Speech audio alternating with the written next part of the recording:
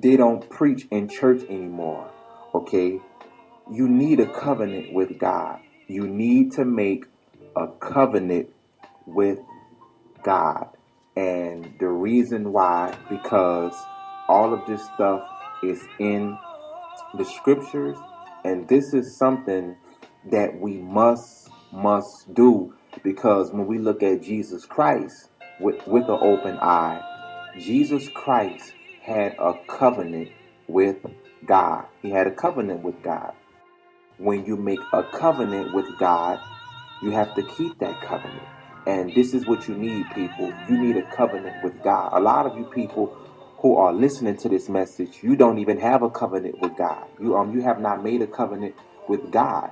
And just to be honest, this might be one of the reasons why you go through so much in your walk and in your life. You are steady up under attack after attack after attack. You may even feel like God don't care about you. God is not talking to you.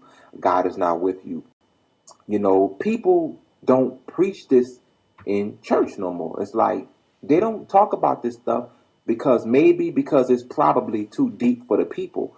It's too deep for the people, and preachers already know that people don't want to hear this kind of stuff. People don't want to make covenants with God, and people don't really have time to be making a covenant with God. So that's why preachers don't preach messages like this, because it's not a popular message. Like if you look at preachers today in the churches and what they're preaching, they're basically preaching messages that's popular, like have faith, God is going to make a way out of no way, have hope, you can be all you can be. Those are popular messages that preachers preach.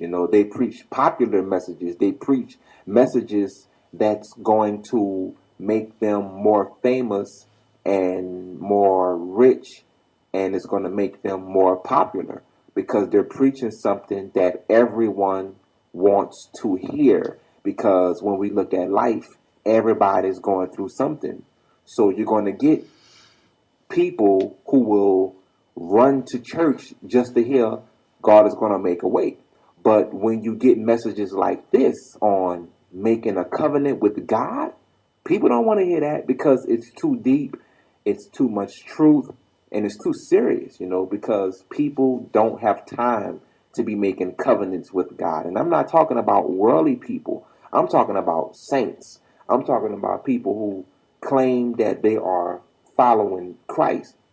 These people don't have time to be making covenants with God, man. Like, seriously, the majority of the people who go to church don't even have God. And the majority of the people are just going there to get something out of God. So when you start hearing messages like this, you need to make a covenant with God. People don't want to hear that because it's not a popular message. Pick one, life or death. So now I want to get into this. Okay, first thing first is this. Y'all got to understand, I'm taking you on a spiritual journey, and this is how all of this works. Okay, first thing first is this. The first thing we have on the list is this. When Bobby Christina went into the coma, everybody started praying. Okay, now, when everybody started praying for her, y'all remember, they had fans all outside the hospitals praying for her. Praying and praying and praying and praying and praying. God, please keep her alive. God, please keep her alive. I'm here to tell you, God did not answer any of those prayers. And I'm going to tell you why. God did not answer any of those prayers, and I'm going to tell you why. First thing first is this. You cannot have a bunch of cursed people praying for a cursed daughter. That ain't going to happen. You got a bunch of cursed fans who outside of a hospital praying for one kid.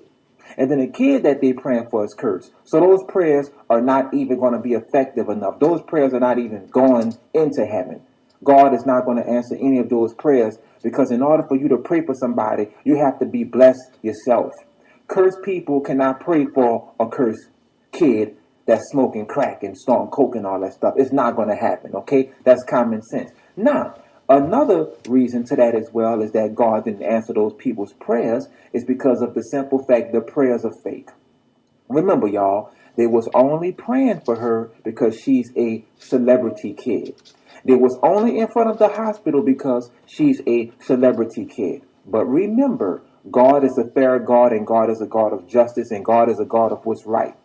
What about all of the other dying children that was in that hospital? Why nobody was praying for them? What about all of the other kids that have cancer and they have diseases and they sick and this and that and that and the other, and they going through pure hell and pain in their life? Why nobody praying for them? So with all of that being said, God could not answer those prayers because the only reason why he was out there praying for her and treating her with all of this special attention was because of the fact she's a celebrity kid, and that's how people roll. But let me tell you something. That's not how God rolls. What's fair is fair. So God is like, I'm not answering any of those prayers. Okay, now let me talk about the coma. The coma that she was in. The coma was her spiritual journey. Okay, when her soul came out her body. You know what I'm saying? Bobby Christina was on a serious spiritual journey, man. In the spirit world. You know what I'm saying? That's what that coma was about. Y'all gotta understand. The girl was in a coma for too long. And anytime a person is in a coma for that long, spiritual common sense is they in the spirit world. They seeing some stuff. See what I'm saying? Remember, y'all, Bobby Christina don't know. She didn't. You got to understand. She wasn't following God.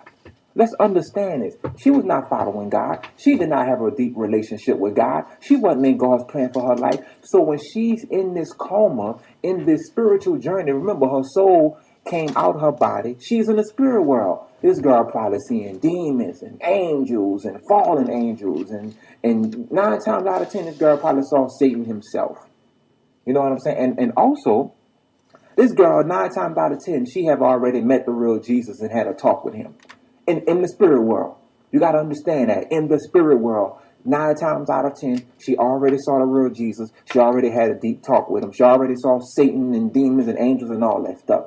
And you got to understand, the talk that she had with Jesus was not a good talk. Because remember, she wasn't following God. She didn't have God. She destroyed herself. That's the life she wanted to live. Because why? She was following in her cursed mama footsteps with the drugs. And we already know what Jesus is going to say. Depart from me. I never knew you. This is where it gets critical because you got to understand. She's in a coma, right? She's in the spirit world. God is showing her all kind of stuff. She probably saying Jesus, Satan, and all. Then here's another one right here. 9 times out of 10, y'all, Jesus offered her a deal.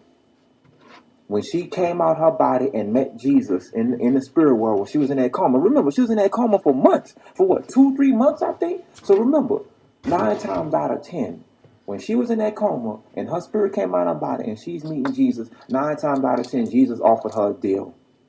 And let me tell you what that deal was. That deal was, Bobby Christina, if I let you live, you got to go back on earth and live for me. And you got to go back on earth and speak the truth. And you got to go back on earth and do the will. If I let you live, you got to do it. And guess what, y'all? 9 times out of 10, she turned that deal down. I'm telling you what I know, man. I'm telling you what I know. That's right. Jesus probably gave her a deal in the spirit world when she met him and she was talking to him. And I ain't talking about the pagan Christian Jesus that Christians talk about. I'm talking about the real black Jesus that nobody wants to talk about. That Jesus, he real. And 9 times out of 10, he offered her a deal. And she turned that deal down. He probably told her something like, if I allow you to live, you got to go back to earth. And you got to speak the truth. And you got to get off drugs. And you got to stay out of Hollywood. And you got to do what I'm telling you to do. And guess what, y'all? She probably turned that deal down. Because not everybody wants to follow Jesus' plan. Let's keep it real, man. Okay, come on, y'all. Let's keep it real.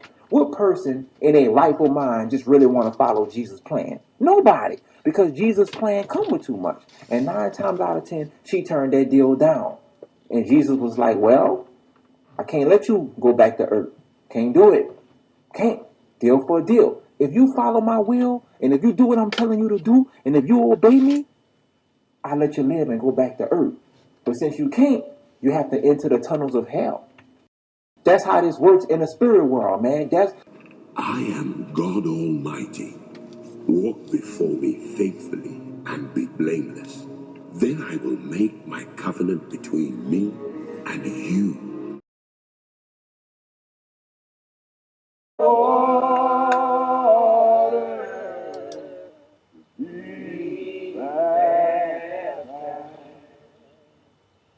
Spencer, in obedience to the command of our Lord and Savior Jesus Christ, and upon your faith in him, I hereby baptize you in the name of the Father, the Son, and the Holy Ghost. Thank you, Jesus. Thank you, Lord. Thank you, God. Thank you, Lord.